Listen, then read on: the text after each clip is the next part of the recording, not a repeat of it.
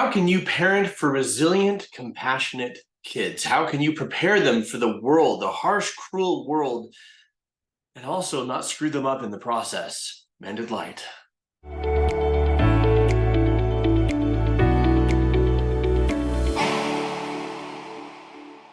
This is Ask Me Anything about parenting, and we're going to be addressing parenting resilient, compassionate children. In other words, how do you prepare your children for life? So I'm going to be answering some of the questions that you all submitted, and here we go. How can I effectively teach my children how to behave appropriately within society when temper tantrums and stubborn refusal to comply with simple rules are often now the norm, even amongst adults? I see a lot of conversation about this online, a lot of people from different generations, past generations, saying this generation is too soft. We need to bring back the belt. We need to bring back paddling. We need to bring back strong, harsh consequences to teach children respect. And there's a trade-off, you know. On the one hand, have we overcorrected as a society? Yeah, I think we have. I think people are so interested in self-interest these days and self-assertion. It's rights without responsibilities, right? That you see a lot of people are acting entitled and rude and selfish. But that's the result of an overcorrection from something that did need correcting, which was abuse being okay, and how a lot of people grew up with psychological scars of trauma from how they were parented. And they didn't receive love and affection, open love and affection, because such a thing wasn't freely given and people didn't know how to give it. And so I think we've gone from one extreme to another, and we do need to land in some sort of middle area. What's the middle area? Well, I think some people think that in order to be loving, you have to be lenient and let your children walk on you. And for others, being loving means being strict and harsh and not cutting them any slack so that they can learn and be prepared. I don't think either of those is really the nurturing environment that people need. I think what people need is a balance. They need to be loved. They need to be accepted. They need to be nurtured. They need to be safe. The world is harsh, but we don't prepare people for a harsh world by being harsh at home. That just leads them from one trauma to the next, out of the frying pan, which is the home they're raised in, into the fire, which is the world outside. They need a place to grow up where they belong, where they can discover their worth, where they can discover their strength. And when they are out in the world, that they remember their home, that they remember the lessons that they learned of integrity, of resilience, of hard work, of compassion, of mercy and forgiveness and love and belonging, where they remember their worth. So when life is hard and they're facing it, they have that internal strength to face it. We need that. And part of that is structure. Part of that is expectations, responsibilities, boundaries, rules. Absolutely. To me, the balance and the way we raise people to be decent people is by modeling all of it for them, and that's a tall order. The good news is you don't have to be perfect. One of my favorite things that I've learned about parenting is that even your mistakes are teaching opportunities for your kids, right? Even when you feel like, oh crap, I screwed them up and I just totally blew it as a parent, you can go back and repair. And what you teach your kids is to take ownership of their mistakes because you showed them that. What you teach your kids is that your behavior is not their fault and that your mistakes are not their fault. It's not about making them comply.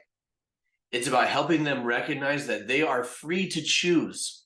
Because when they leave your house and they're adults, you're not looking for them to just comply. You want free thinking people who make their own choices, but to recognize that choices come with consequences. So your role is not to make them do anything.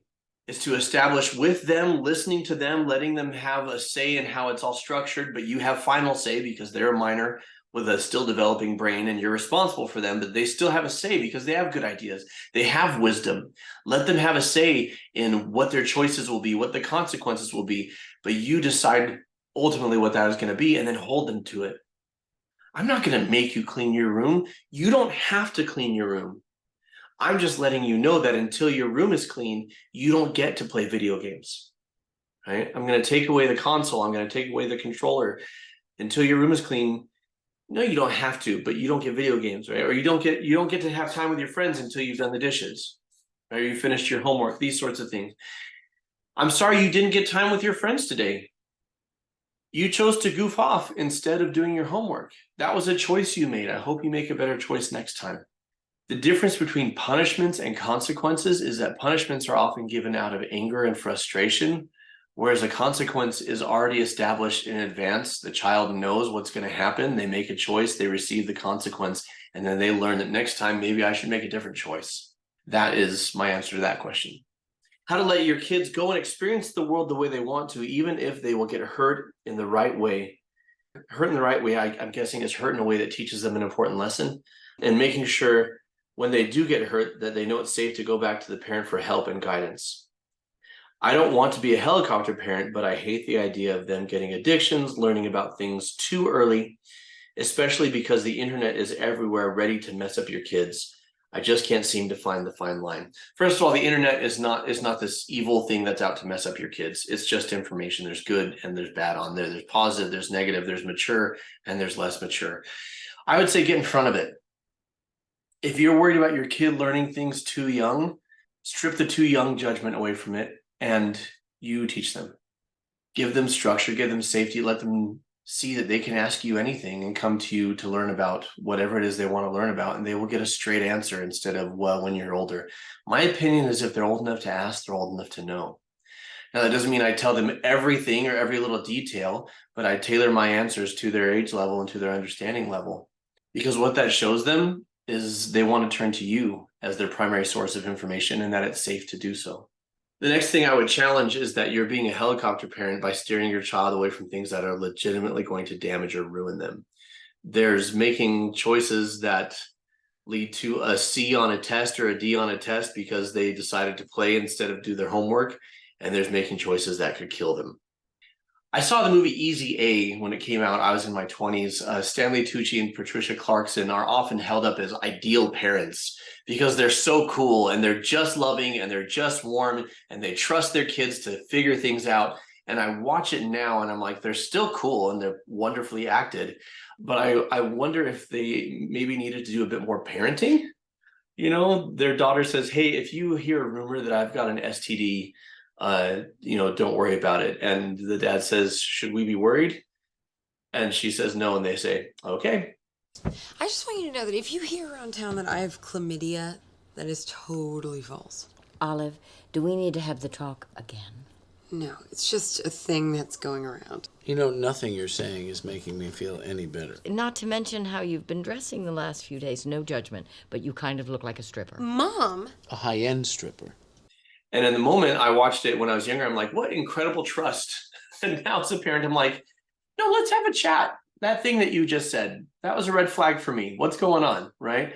So you're not a helicopter parent by keeping your children from things that they're not old enough to do. They're not adults yet. That's the simple fact. And it is a delicate balance, right? You have to find that. They can make any choice whose consequence they can live with and you can live with. Right? They can make any choice whose consequence is going to be a learning experience and not something that dramatically negatively affects their life. If it could dramatically negatively affect their life, permanently affect their life, then it's probably an indicator that that's not a choice they're yet capable of making. And some watching this will say, what about teenage sex? What about, okay, that's a rabbit hole in a soapbox I wasn't planning on getting on, but it is true. Some teenagers have sex. It is false that they will inevitably have sex in high school and that's what everybody's doing. A lot of teenagers lie about it and a lot of them aren't doing it. So yes, I would favor, I mean, I'm not even going to get political and talk about sex education in schools, but I would favor sex education in the home of, yeah, here's your options and here's our family's values, right? And here's what we would recommend. But, if you decide to make this choice, we want you to make this choice knowing what your options are for staying as safe as possible. People who say never talk about abstinence or people who say never talk about safe sex are both missing the point which is that you can't be with your kids 24/7 and they're going to make choices, and they should know that abstinence is a choice. So they should also know that if they're going to have sex, here's the way to do it to mitigate the risk. It's a little soapbox moment on that. But to the point of your question, the best thing you could do to make it safe for them to come to you is to meet them without judgment or shame. If they tell you something, it probably took a lot of courage to tell you, and they're afraid of your reaction. And the more you can show them love and understanding, doesn't mean you have to be cool with any choice or any behavior. It just means you recognize, hey, I appreciate that you told me. I'm not going to lie. I'm not super happy that this is the choice you made. But what outweighs that to me is that you told me, and that you had the courage to tell me, and that you owned this decision. That is the most important thing to me. Let's talk about what you learned from this choice and what choices you're going to decide to make moving forward. That's a healthy conversation to have. And if you have a knee-jerk reaction where you do respond with judgment, where you do respond with being upset, you can repair that most of the time by going back and saying, hey, it took a lot of guts to tell me what you told me. And I'll admit, I handled that poorly, and I responded emotionally, and I want to apologize because what you needed from me was understanding and safety, and I didn't give that to you. I'm proud of you for telling me it took courage, and I'm proud of you for owning the choice that you made. I want to be a safe place for you. Please forgive me, and I'd like to have a better conversation now. That's what that looks like. Relating to tween/teen girls when they're being jerks to you, but you know you have to suck it up and teach them love. Yeah, love isn't always nice, though. Love is kind, and there's a difference. Nice is I don't want to rock the boat.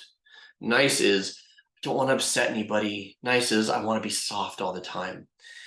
Kind is I'm going to give you what you need and tell you what you need to hear because I love you. So it doesn't mean, and I'm not saying to use that as a justification for lashing out or exploding. A lot of parents lose their temper at their kids and say, well, I'm being kind because I'm speaking the truth. No, you're not. If you're acting out of anger, then you're not being kind. So the first step is to stop and to calm down, self-soothe, get to a place where you can think rationally, try and see things from their perspective and identify what you're really feeling. Are you hurt? Are you embarrassed? Express that, not the anger. It's okay to tell your kids, hey, the way you're acting right now is not okay with me. It's not a fit. I know you don't agree with everything I do, and I would love it if you would respect me, but I can't control how you feel about me. But I will draw a boundary for how I will and won't be treated and what the consequences are for mistreating me. That I have every right to do. Because what you're doing then is modeling for your girls what it means to stand up for themselves and what it means to draw boundaries for themselves, because you're showing them what it looks like you're doing it for you. So you can teach them love, but keep in mind that love isn't always nice. Love is kind. How do I keep from internally spiraling about every interaction with my child, inevitably causing some sort of trauma that she will have to sort through as an adult, while still trying to work through my own issues from childhood? I guess a better way to put it is, how do I work through my own past while not letting it adversely affect my own child rearing? It's not inevitable that every interaction with your child is going to lead to the trauma that she's going to process as an adult or have to process as an adult. If you see your interactions with her through that lens, then you're creating a self-fulfilling prophecy. You know who actually traumatizes their kids for the most part? It's people who think they do no wrong, or people who recognize they do wrong but then don't own it and they just hate themselves for it. If your trauma is negatively affecting your child because you feel triggered by something and you react in a way that you feel is not constructive, say so. Just go back. Just go back and apologize. Just go back and own it. You don't have to be a perfect parent. A lot of small things become big things because apologies are never given and behavior doesn't change. You're worried about messing up your kid while you work through your trauma. I would pivot and focus more on how can I model for my child what it looks like to work through your emotions, to work through the hard things in life and the traumas of life. How can I model for my child accountability? How can I model self-compassion and self-love instead of self-judgment? How can I model finding that balance between owning your behavior and not hating yourself for the behavior, but loving yourself and seeing yourself as doing the best you can? How can I show my child what that looks like? The fact is, a lot of your interactions aren't going to do permanent damage unless you let them fester, unless you don't address them, unless you don't apologize, take ownership, and change the behavior. You don't lose authority by being accountable to your child. You model accountability. And when you hold yourself accountable, it's easier for them to be accountable with you because they don't feel like you're putting all the blame on them. This is how this works. Hopefully that's helpful. This has been Parenting for Resilient, Compassionate Kids. If you're enjoying this and you'd like more, our membership site is bursting with the seams. We've got new content every week coming up on that membership site. Sometimes it's a lesson of a video course or a podcast or a live Q&A. We alternate, but there's always new content coming from Alicia and I, where we share the things that we've learned from experience and through our research and study with you to help you in your healing journey, including in your relationships, including with parenting. If you have struggled with any of these issues, and you have something to share that could help somebody else, please comment below. What advice would you give? What questions do you have? We love it when you all interact and support one another, so please do so.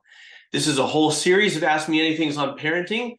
You can watch another one of those right here. So until next time, folks, keep shining because we need your light.